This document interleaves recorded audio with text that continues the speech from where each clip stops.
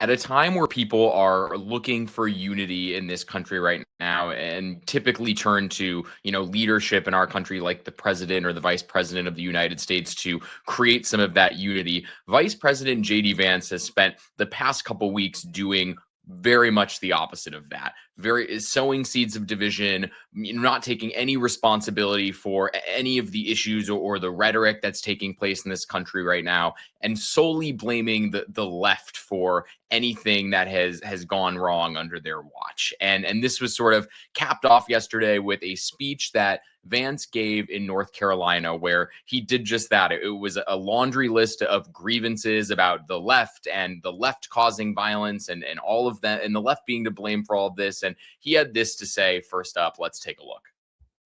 We got to stop it. We got to condemn it. And that starts, unfortunately, at the very top of the Democratic Party. If you want to stop political violence, stop attacking our law enforcement as the Gestapo. If you want to stop political violence, stop telling your supporters that everybody who disagrees with you is a Nazi. If you want to stop political violence, look in the mirror. That's the way that we stop political violence in this country, and we got to do it. It's interesting because I wish the vice president would apply a lot of those principles to himself and his own party as well. You heard him say that, it starts at the top of the Democratic Party. Well, what about the top of the Republican Party, which is the president of the United States? You also heard him say that, people, the left needs to stop referring to Trump as a Nazi. Interestingly, in messages that have been very widely circulated, and I'm sure a lot of people have seen, JD Vance called the now president a Hitler back in 2016. So JD Vance, in his own words, had to say that about Trump, back in the day. So for him to turn around and say, "Oh my gosh, how could people say this now?" is a bit rich. And it didn't just stop at that and kind of, blaming the left for violence or vilifying the other side. He also, of course, had to get in his punches and his shots about, the quote unquote left wing media as well. So let's take a look at what he said. The rhetorical assault on law enforcement. Because here's what happens. Because here's what happens when Democrats like Gavin Newsom did say that these people are part of an authoritarian government.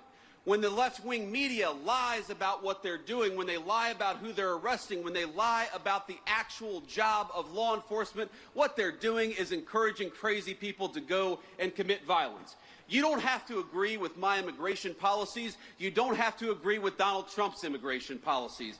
But if your political rhetoric encourages violence against our law enforcement, you can go straight to hell, and you have no place in the political conversation of the United States of America.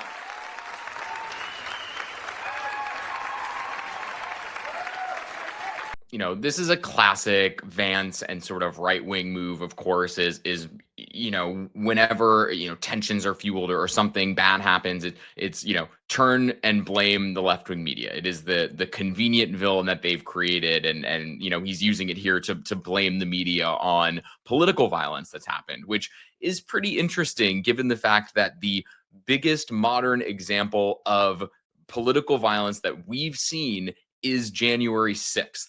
Which, of course, was incited by Vance's boss. Trump told his supporters to fight like hell in his speech, and then the Capitol was stormed. And in the end, people died because it was a violent insurrection. And, people were convicted of violent crimes as a result of January 6th. And guess what?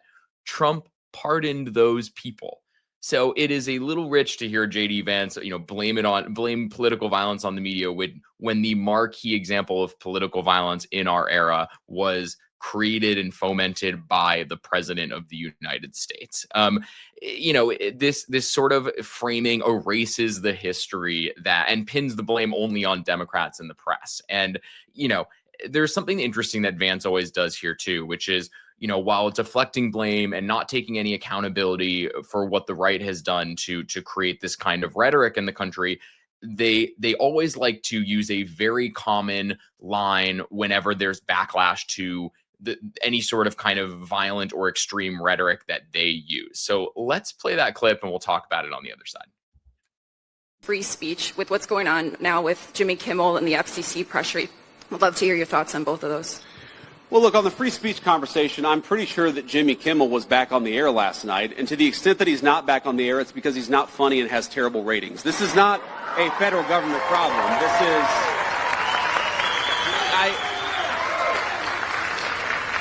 And Kit, I want to answer your question in good faith. What people will say is, well, didn't the FCC commissioner put a tweet out that said something bad? Well, Kit, compare that, the FCC commissioner making a joke on social media. What is the government action that the Trump administration has engaged in to kick Jimmy Kimmel or anybody else off the air? Zero. What government pressure have we brought to bear to tell people that they're not allowed to speak their mind? Zero. We believe in free speech. First of all, there are a lot of untrue things from that clip. Vance saying that they took zero action, or that Brendan Carr from the FCC took zero action to stifle free speech last week, is just fundamentally not true. And obviously we all saw what Brendan Carr said about, if ABC didn't pull Kimmel off the air, that there was going to be quote unquote work for the FCC to do if they didn't do that. This to me, I think is a classic thing that I think people should just be on the lookout for, which is that when people like Vance or people in this administration do something that is wrong and then kind of get caught by the backlash that happens and have to backtrack on this, their response, as opposed to saying, yeah, that wasn't a good idea, their response is to say, oh, that was just a joke and everyone was overreacting. We know that's not true. We know it was not a joke, but because they got caught, they're trying to frame it as a joke and like nothing serious was actually going to happen. We saw the result of the joke, quote unquote, which is that Kimmel did get pulled off the air. And it was only after more backlash from people that the administration had to, backtrack on this. And, ABC decided to put this, put Kimmel back on the air, and Brendan Carr had to say, oh, I was just kidding. It is something that you see people in the administration do, and it is something that you also see the president of the United States do. Or when the president of the United States says something egregiously wrong, people will jump to his defense and say, oh, he was just kidding. Vance had another one this week when he did an interview with News Nation yesterday, and he had to say this about the president's recent comments at Charlie Kirk's funeral. Let's take a look. I want to go back to the memorial for your friend Charlie Kirk. Sure. At that memorial on Sunday, speakers called for a faith revival. Erica Kirk emotionally forgave the man who killed her husband. A few minutes later, the president said he hates his opponents. How do you reconcile between the two? Well, I think the president was joking, and I think it's interesting. If you go back and watch the full speech, what the president was trying to do in his very humorous and very unique way was highlight how hard it is for us to forgive our enemies. And I think that's, as a Christian, one of the core demands of our faith is that we love everybody, or at least we try to. That includes our friends, that includes our family, but as Christ often said, you have to love your enemies as well.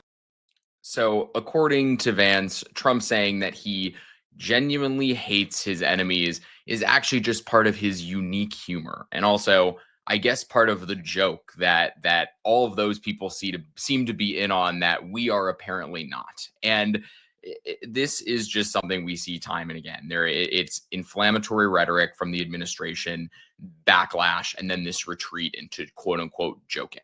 And these jokes at the end of the day, which are obviously not jokes, they come with real consequences, because when the administration vilifies people like this, people lose jobs. If you're on the receiving end of the president's ire, you could face investigations, you could be a target for harassment. So I don't think it is usually a joke to the people who are on the receiving end of this type of rhetoric. So, the vice president had a chance this week to lead. He had a chance to cool tensions and show responsibility and try to mend bridges in this really fraught time in the country. And he chose not to, and he's chosen to gaslight people instead.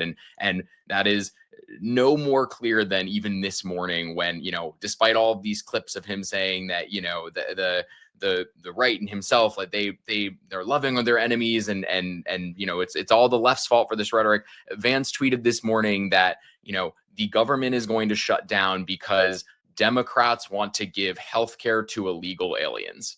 If that is not inflammatory rhetoric, I don't know what is. That is it for this video. If you liked what you saw, throw a like on it. Follow the Dem Wins Media YouTube channel. Follow me at buildingthebench.substack.com, and we will be keep bringing you the news as you need to see it. Thanks for watching.